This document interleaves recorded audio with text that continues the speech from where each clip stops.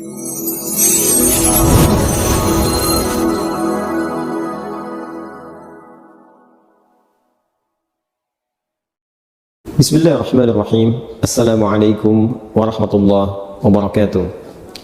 Alhamdulillah wassalatu wassalamu ala Rasulillah wa ala alihi wa sahbihi wa man walah wa ba'd. Saudara-saudariku dimanapun Anda berada, ada satu kewajiban yang mengikat bagi setiap insan beriman dalam setiap kesempatan Ramadan yang akan berpindah kepada 1 Syawal. Kewajiban itu disebut dengan zakat fitri, atau juga yang viral dengan sebutan zakat fitrah, yang batas pengeluarannya sebelum ditunaikan sholat sunnah Idul Fitri yang 2 rakaat itu. Zakat fitri seperti disebutkan dalam hadis Nabi SAW yang diviralkan sampai kepada kita melalui sahabat Ibnu Abbas radhiyallahu taala anhuma, ditujukan kepada 2 hal utama. Ibnu Abbas radhiyallahu taala anhuma menyampaikan bahwa farada Rasulullah sallallahu alaihi wasallam zakat al-fitri. Rasulullah sallallahu alaihi wasallam telah mewajibkan zakat fitri tuhratan lis-shaimi minal lagwi war rafathi, sebagai satu tujuan pertamanya, penyuci, pembersih bagi setiap mukmin yang menunaikan ibadah siam Ramadan dari aneka perbuatan yang tidak bermanfaat atau hal-hal kotor yang pernah berlangsung selama ia menunaikan ibadah siam Ramadan itu.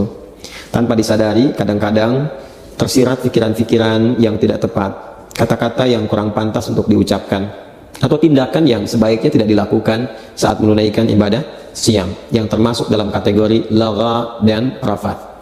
Maka mengeluarkan zakat fitri ini otomatis akan menyucikan, membersihkan segala yang dinilai kotor dan kurang pantas tadi.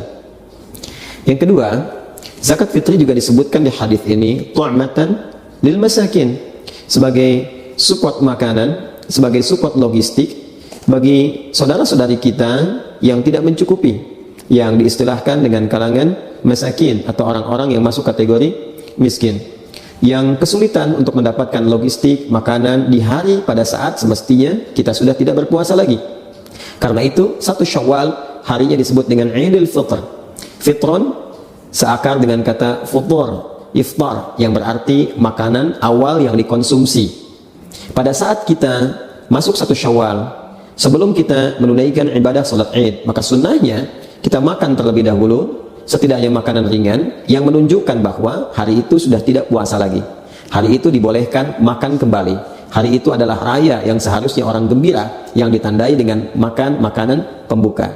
Pada saat itu berlangsung, diduga boleh jadi ada kolega kita yang tidak mendapatkan makanan, tidak memiliki logistik, sehingga tidak merasakan kebahagiaan yang sama dengan orang-orang lain yang seharusnya berbuka dan berbahagia. Tidak memiliki support makanan untuk membatalkan puasanya, karena memang pada waktu itu sudah bukan lagi waktunya berpuasa, dan diharamkan berpuasa sebagai apresiasi hadiah bagi setiap insan beriman yang berhari raya pada waktu itu. Karena itu zakatnya disebut dengan zakat fitri, untuk menunjuk kepada wujud zakat yang diberikan itu. Hadis riwayat Ibnu Umar radhiyallahu taala anhuma yang disampaikan kemudian kepada kita semua, yang menegaskan penjelasan Rasulullah sallallahu alaihi wasallam tentang bentuk zakat fitri ini. Farada Rasulullah sallallahu alaihi wasallam, kata Ibnu Umar radhiyallahu taala anhuma, beliau menyampaikan Rasulullah sallallahu alaihi wasallam telah mewajibkan zakat al-fitri. Zakat fitri itu sa'an minat tamri atau sa'an minat syair, yaitu 1 sa' dari kurma atau 1 sa' dari gandum. Sa' itu batas ukurannya kurang lebih 4 mud. 1 mud itu kalau ada ukuran standar tangan orang dewasa seperti kami saat ini, yang kita satukan dalam keadaan berdoa seperti ini, lalu dihadirkan, dituangkan kurma atau gandum seukuran tangan orang dewasa seperti saat sedang berdoa seperti ini, itu disebutnya 1 mud. Jadi kalau 4 mud ukurannya kurang lebih ukuran 4 tangan ya orang dewasa saat berdoa seperti ini. Itu 4 mud sama dengan 1 sa'. Kalau dikonversi ke ukuran kita saat ini, tentunya akan sesuai dengan bahan makanan pokok yang dikonsumsi. Karena mayoritas ulama menilai bukan kurmanya, bukan gandumnya, tapi makanan pokok yang memang dikonsumsi oleh penduduk di negeri itu. Jika di Madinah pada masa itu makanan pokoknya kurma, gandum, dan di sini bahan untuk makanan pokok nasi kita yaitu beras, maka dikonversilah kemudian satu jenisnya dari kurma, gandum berupa makanan pokok kepada beras yang menjadi bahan makanan pokok di negeri kita. Lalu dikonversi ukurannya setidaknya ada sesuai dengan 2,5 sampai 3 kilo beras atau 3,5 liter. Kalau kita contohkan misalnya ini ada contoh ukuran yang 3 kilo ya, ini kurang lebih 3 kilo ini beras yang sesuai dengan ukuran 1 sa ya, 3 kilogram atau disesuaikan dengan 3,5 liter. Dan wujudnya teman-teman, bentuk isyaratnya kepada makanan pokok, karena memang filosofi dari zakat fitri ini adalah memberikan kemampuan dan kesempatan kepada orang-orang yang tidak memiliki logistik makanan untuk mendapatkan support makanan itu agar ia bisa makan, bisa berbuka, bisa futur, bisa iftar, bisa fitrun ya, untuk makan dan menunjukkan hari itu hari bahagia, sudah bukan waktunya puasa lagi.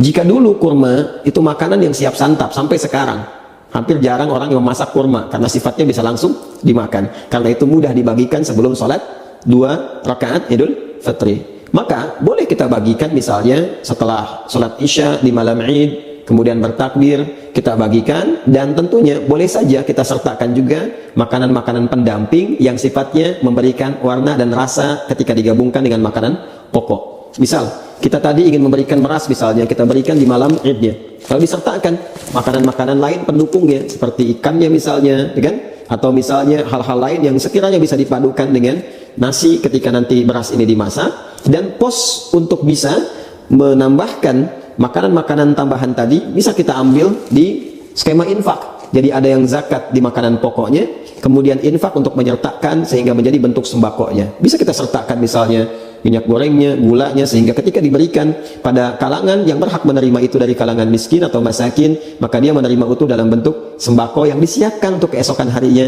bisa dia nikmati. Jadi zakat fitrinya konversi makanan pokok, skema infak yang didapatkan selama Ramadan misalnya bisa disertakan ke dalam pelengkap dari makanan pokoknya. Itu spirit yang ingin kita sampaikan.